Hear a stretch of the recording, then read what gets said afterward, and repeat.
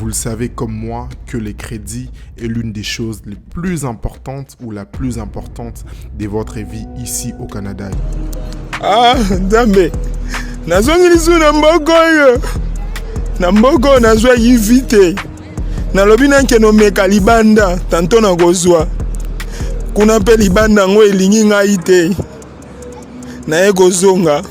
Que vous soyez Canadien de naissance ou que vous soyez arrivé ici au Canada, eh bien, les crédits, c'est quelque chose qui vous suivra toute votre vie. Bienvenue dans cette vidéo. La première des choses à faire pour m'encourager, c'est vraiment de vous abonner, laisser une pouce bleu et me dire à la fin de cette vidéo qu'est-ce que vous avez pensé, c'est quoi votre histoire, qu'est-ce que vous avez retenu par rapport à la vidéo, mais aussi nous partager votre expérience personnelle qui aidera sûrement aussi d'autres personnes. Alors, que choisir entre TransUnion et Equifax? C'est quand même les deux plus grosses agences d'évaluation des crédits ici au Canada, si je ne dis pas des bêtises. Eh bien, pour avancer mon opinion, mais aussi mon avis, je vais quand même me baser sur des sites, sur des documents sur Internet, sur des sites fiables. On va utiliser aujourd'hui les sites Éducalois. Je rappelle qu'ils ne sponsorisent pas cette vidéo. Je trouve quand même qu'ils sont un site assez crédible. Alors, les dossiers des crédits. Par définition, comment on définirait un dossier de crédit?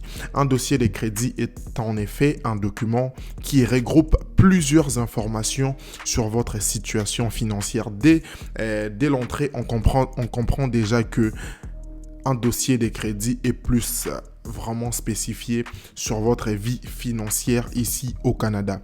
Il permet de vous identifier, très important. Vous pouvez avoir les mêmes noms, vous pouvez avoir la même date de naissance. Eh bien, à travers votre dossier de crédit, on constatera qu'il y aura des changements ou il y aura des différences par rapport, par exemple, à votre numéro d'assurance sociale qui va vous distinguer d'une personne qui a les mêmes noms que vous.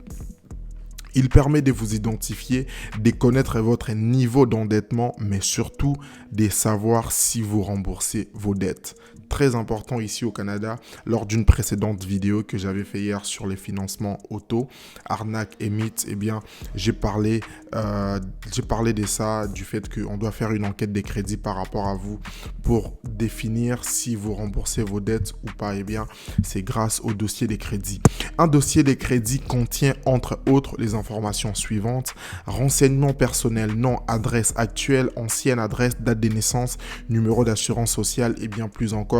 Renseignements sur les crédits, carte des crédits que vous avez, marge des crédits, prêts, tout ce qui a la forme d'une dette, hypothèque, dette que vous n'avez pas été en mesure de rembourser, dette que vous remboursez à temps, renseignements bancaires, compte bancaire, chèque, sans provision, renseignements publics. Oui, dans un dossier de crédit, on peut retrouver par exemple les informations sur votre faillite, si vous avez eu des jugements dans le passé, poursuites d'entreprise contre vous et tant d'autres. Informations complémentaires, par exemple, une note indiquant que vous avez été victime d'un vol d'identité. Ça aussi, c'est très important. Je pense qu'il y a une vidéo qui arrive peut-être demain ou aujourd'hui où on va parler de comment vous pouvez réagir quand vous vous rendez compte que vous avez été fraudé ou victime des vols d'identité ou toute autre information qui pourrait servir à mieux comprendre votre dossier. À travers ces définitions, on comprend l'importance et surtout la quintessence et la place que a les dossiers de crédit dans votre vie ici au Canada. Informations sur les personnes ou institutions qui ont consulté votre dossier. Eh bien, à travers les rapports des crédits, on peut aussi avoir accès à ces choses. Légalement, il n'existe pas de délai minimum ou maximum pour conserver ces informations dans un dossier de crédit. Toutefois, en pratique, il y a des usages. Un bureau de crédit conserve habituellement une information liée à votre crédit pendant 6 ans à partir de la date de sa dernière activité.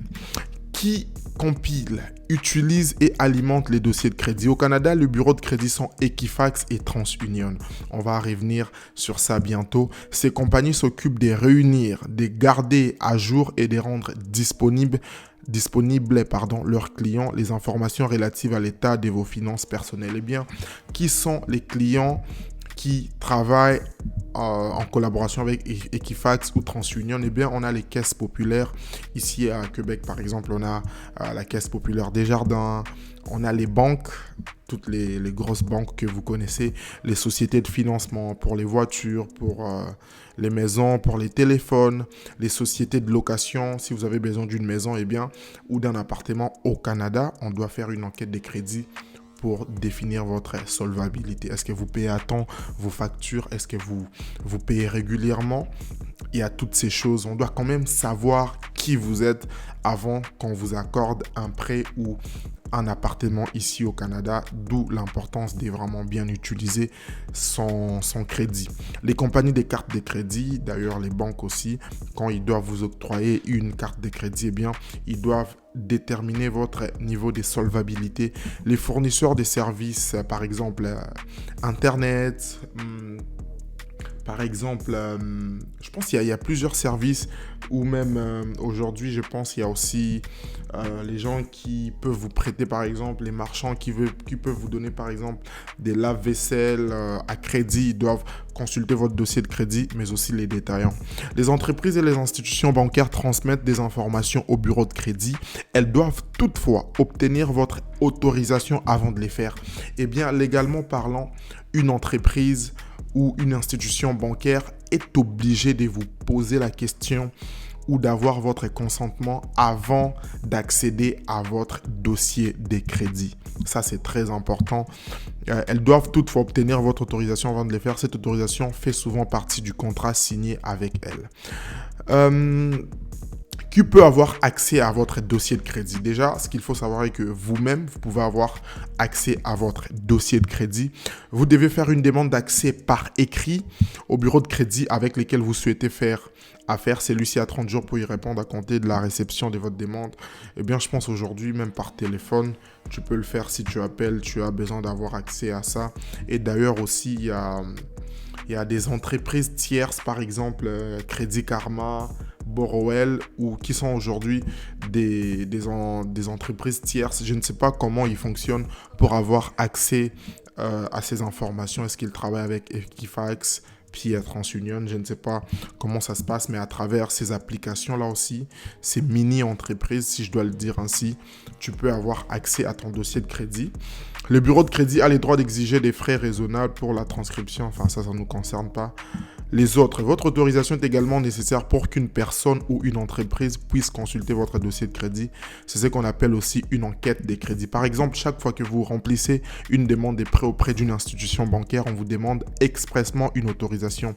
De même, il peut arriver qu'un propriétaire de qui vous désirez louer un logement vous demande de consulter votre dossier de crédit, encore une fois, pour déterminer votre éligibilité. Demandez sa cote de crédit. La cote de crédit est un nombre qui varie entre 300 et 900.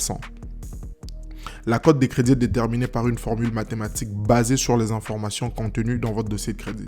Vous pouvez demander au bureau de crédit, notamment par Internet, votre cote de crédit ainsi que des explications pour la comprendre. C'est gratuit. Donc, on comprend que 300, c'est vraiment...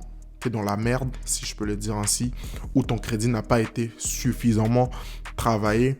Mais à partir des 900, t'es au niveau excellent, 900, 700, 600. Mais aussi, il arrive des moments où tu peux avoir 700, des rapports des crédits. Mais dans l'historique, on constate que par exemple, il y a 5 ans dans le passé, tu avais déclaré faillite et que maintenant, tu es en train de rebâtir ton crédit. Enfin, il y a beaucoup de facteurs. C'est pour cela que c'est toujours important quand tu pars chercher du financement, eh bien, toutes ces entreprises prennent le temps de consulter ton dossier de crédit pour déterminer ton éligibilité par rapport aux demandes de services que tu fais. Donc, avoir 700, 900, 800 de crédits, oui, c'est bien. Mais encore une fois, est-ce que ça reflète vraiment ton historique? Eh bien, ça aussi, c'est des détails qui rentrent en compte pour, en tout cas, déterminer ton éligibilité, protéger son dossier de crédit. La loi prévoit que certaines mesures pour protéger, alerte, tout ça.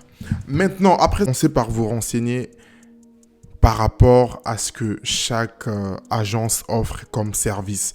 Et aujourd'hui, des services qu'il faut quand même penser à privilégier quand vous voulez avoir accès à votre rapport des crédits, eh bien, il y a des services d'alerte qui est quand même très important, c'est-à-dire à chaque fois qu'il y a une demande, à chaque fois qu'il y a une entreprise qui fait une enquête, qui fait une enquête des crédits sur votre rapport des crédits, eh bien, vous serez notifié.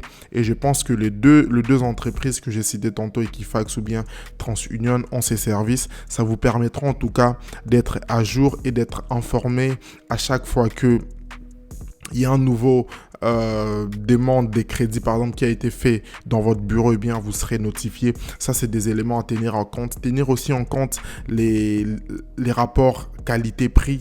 Est-ce que si je paye 10 $ par mois pour avoir ces services, est-ce que ça en vaut la peine? Au fait, il y a vraiment toutes ces choses, mais ce qui est quand même important, c'est déjà d'être en contact avec ces agences pour savoir comment se comporte ton crédit. Y a-t-il des nouvelles choses qui ont été rajoutées? Est-ce que vous avez été victime des vols d'identité? Eh bien, ça vous permettra en tout cas de mieux gérer votre vie financière ici au Canada. Dites-moi en commentaire si cette vidéo vous a plu, qu'est-ce que vous avez appris. Si vous avez des questions aussi, n'hésitez pas, j'essaierai d'y répondre dans une prochaine vidéo, peut-être une partie 2, où je vais parler du rapport des crédits un peu plus en profondeur. Prenez soin de vous. C'était Andy Longan et n'oubliez pas de vous abonner, activer la cloche des notifications et surtout partager cette vidéo à vos proches. On se retrouve demain pour une autre vidéo. Ciao.